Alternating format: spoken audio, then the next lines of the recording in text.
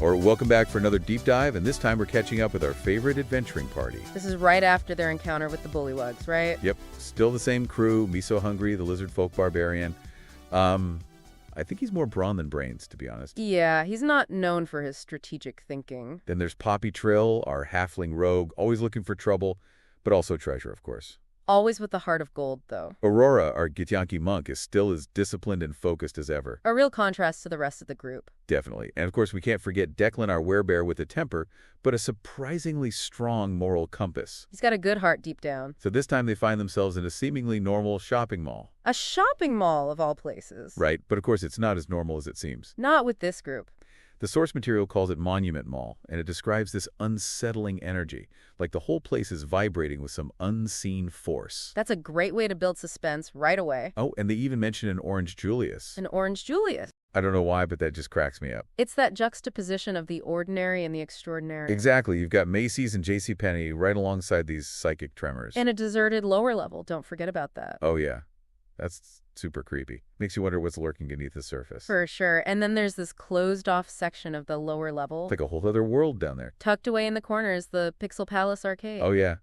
The source material goes all out with the sensory details here. Flashing lights, the sounds of the games. That gleeful atmosphere. It's like a beacon of life in this otherwise deserted and eerie space. Which makes the creature they encounter even more disturbing. Oh, definitely. Talk about a contrast. So picture this.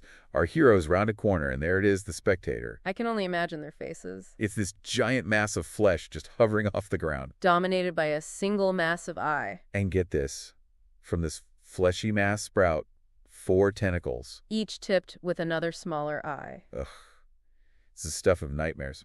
But here's the kicker. It's completely absorbed in playing Pac-Man. Pac-Man? Seriously? I kid you not, using its psychic powers to control the joystick. Oh my god. That's terrifying and kind of hilarious at the same time. The source material even mentions it grumbling when it gets a game over. Okay, that's actually pretty cute. In a creepy sort of way. So what do our adventurers do? Sneak attack or try to talk to it? That's the big question, right? A sneak attack might give them the upper hand, but... This creature has a pretty nasty defense mechanism. Oh yeah, that psychic attack. The psychic rend attack. It can throw you headfirst into your own memories. Not just any memories, though, right? It's like reliving them. Vivid, almost tangible memories, complete with sensory details, emotions, everything. Sounds intense. Like being forced to physically and emotionally re-experience your past. Okay, that's definitely something I'd want to avoid. And each character gets hit with a unique memory, something specific to their past. So let's start with Trill. Okay, so her memory begins with this idyllic image of her halfling hometown rolling hills, cozy homes built into the hillside. The source material really paints a picture of peaceful everyday life. It mentions specific details, too, like the colorful flowers blooming along the paths and the scent of freshly baked bread wafting from the windows. Sounds lovely, but I'm guessing there's a but coming. Of course, there's always a but with this group. So what is it? Well, even in this idyllic setting, there's a sense of unease. Okay, I see where this is going. Poppy's parents have gone on a trading trip, and she can't shake this feeling that something's wrong. Her sister tries to reassure her, But Poppy notices something's off. Right, her mother left behind her crossbow. Which is unusual for her. Very unusual. She never goes anywhere without it. So it's a red flag for Poppy. A big one. Driven by worry, she sets off to find her parents following the path they were supposed to take. And that's when the memory takes a darker turn. Exactly. She finds them with a hooded figure entering a cave. A hooded figure that's never good.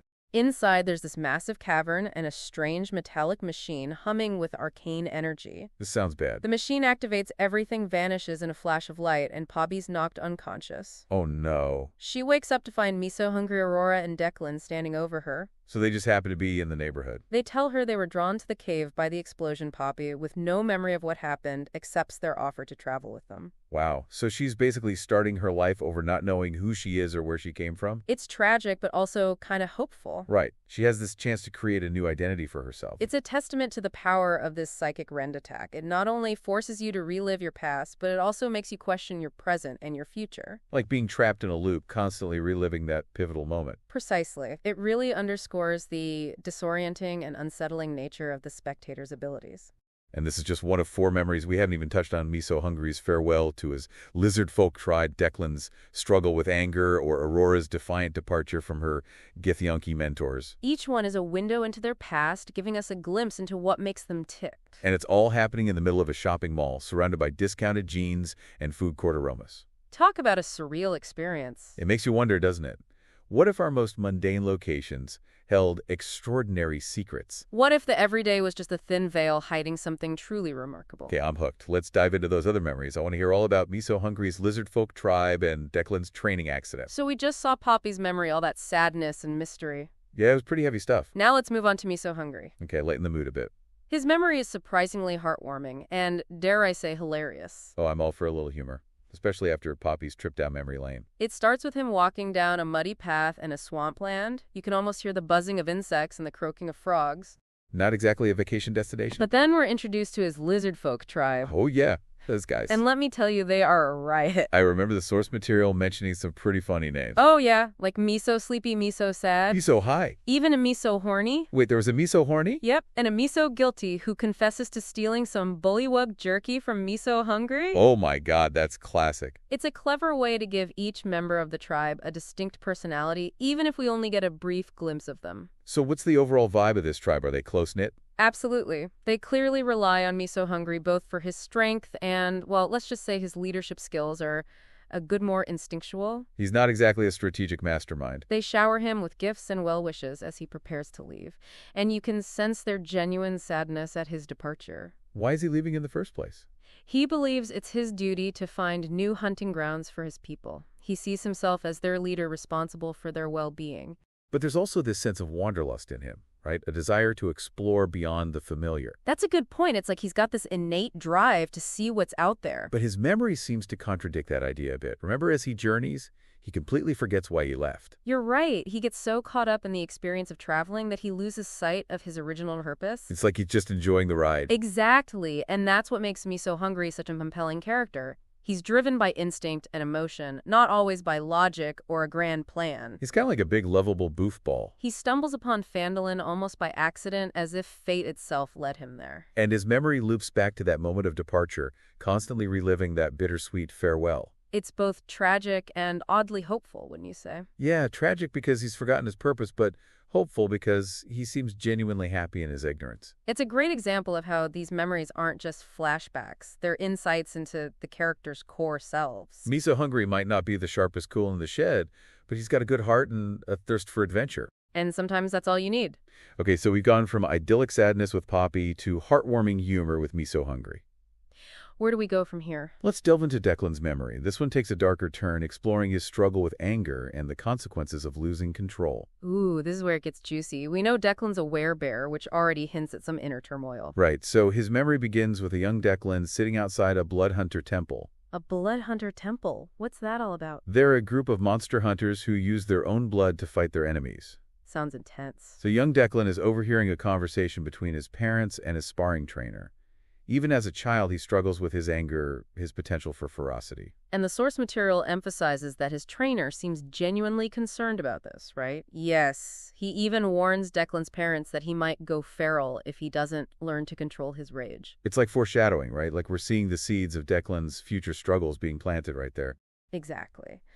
Then the memory jumps to Declan as an adult, still training at that same temple. He's sparring, but his frustration is mounting. Because his trainer keeps pushing him. Right, calling out his sloppiness, and then, boom, the accident happens. Oh no. Declan loses control and seriously injures his trainer. The source material doesn't shy away from the brutality of the scene, describing the trainer bleeding on the floor with a massive cut across the chest. Yikes. It's a stark reminder of the devastating consequences of uncontrolled rage. And then Declan sees his parents, and their faces are filled with this mixture of love and disappointment.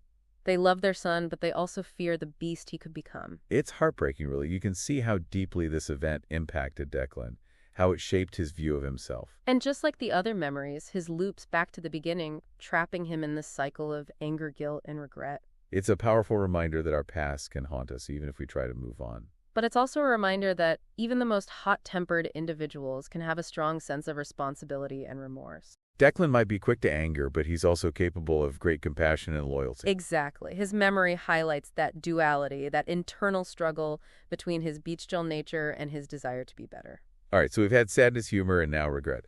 What about Aurora? Her memories seem different, more about a choice than a specific event. You're right. Aurora's memory is set in the astral sea, which already sets it apart from the others. Yeah, that's a whole other level of weird. It's less about a traumatic experience and more about a defining moment of defiance. So we've got Decklin wrestling with his inner werebear, and now we're heading to the Astral Sea with Aurora. Right. It's a completely different vibes from the other memories. Definitely less grounded in the material world. We see Aurora standing before this portal, and it leads to the material plane, but she's not alone. Oh, there are other people with her. 2 older githyanki, and they're not happy about her decision to leave. They want her to stay. They're urging her to embrace the traditional githyanki path, their warrior culture, all that. But Aurora's not having it. Not at all. She's made up her mind. She's chosen a different path. One that aligns with her own sense of self, her own code. She's always been independent. The source material really highlights her determination, even quotes her directly, "I am an actual warrior." It's a powerful statement. The Declaration of Independence. It's interesting because her memory doesn't feel like a trap like the others. You're right. It's not filled with sadness or regret. It's more like she's constantly reaffirming her choice, her commitment to forging her own path. It speaks to her strength of character while the others are wrestling with their pasts. Aurora seems to have made peace of hers. She's chosen to define herself, not let her past define her. Exactly. She's in control. So we have these 4 characters, each grappling with their own personal demons, all thanks to this strange Pac-Man-loving creature. Quite the encounter. But wait, the story doesn't end there, does it? They had that wizard wand. Oh, yeah, their wand they found earlier. I forgot about that. What happened? They decide to use it on the spectator. In the middle of the... And, well, let's just say it leads to a pretty dramatic turn of events. Okay, I'm on the edge of my seat here. What happens? Does it blast the spectator back to the Astral Sea? No, nothing like that. Does it create a force field around the party? It transforms Miso Hungry into a dragon. A drag? Did you say a dragon? A full-blown, fire-breathing dragon. In his shopping wall. That's right. What kind of dragon? The source material doesn't specify, but it does mention that Miso is absolutely thrilled about it. I can only imagine he's probably loving it. He's flying around, breathing fire, probably scorching those going-out-of-business sale signs. Oh my god, the chaos. It's described as the happiest he's ever been in his life. So the spectator is busy forcing everyone to relive their deepest regrets, and suddenly there's a dragon in the arcade. It's a recipe for disaster. I bet the spectator's not happy about this. You'd be right, and unleashes these 2 eye ray attacks. They shoot out from the arcade machines. From the arcade machines? The source material calls them wounding rays, so they're clearly packing some serious punch. And our heroes, how do they fare against this one-eyed, tentacled, arcade-loving thing? Well, the spectator's psychic ring attack takes a toll on them. It's a powerful attack. They're temporarily paralyzed and drawn towards it, almost as if it's trying to consume them. That's terrifying. Pretty unsettling image. So they're paralyzed, being pulled toward this thing, and Miso's flying around as a dragon. How do they manage to pull this one off? The source material is a bit vague on the specifics of the battle. So we have to use our imaginations. But we do know they ultimately defeat the spectator. Maybe Miso's dragon form gives them the edge they need. Or maybe they find a way to break free from the paralysis and launch a counterattack. It's left open to interpretation, which is a clever way to keep us guessing. It definitely adds to the suspense. So they vanquish the spectator, but their adventure doesn't end there, does it? This group, they always find some other kind of trouble. Knowing their track record, I'd say that's a safe bet. Remember how we talked about their raccoon-like tendencies when it comes to acquiring things? Oh yeah, they like to borrow stuff. Well, after their encounter with the spectator, they decide to pay a visit to a local gun store. A gun store in a shopping mall. Apparently, this particular gun store was boarded up, but that doesn't deter our heroes. So of course they break in. They break in because why not? When you've just defeated a giant psychic eyeball and one of your party members is a dragon, breaking into a gun store seems perfectly logical. It's just another Tuesday for this crew. So let's take a step back and recap this wild ride. We started with a seemingly ordinary shopping mall, hiding a terrifying creature with a love for classic arcade games. And we had psychic attacks, forced memory dives, a lizardfolk turned dragon, and a gun store heist. It's been quite the adventure. It really makes you think about the nature of reality and the hidden depths that might exist in our everyday lives. What if the places we frequent, the spaces we consider ordinary, hold hidden secrets we never imagined? And if we were confronted with the extraordinary, how would we react? Would we embrace it or run for the hills? It's a question worth pondering. And on that note, we'll wrap up this deep dive. Thanks for joining us, and we'll see you next time for another adventure with our favorite band of misfits. Until then, keep exploring the extraordinary in the ordinary.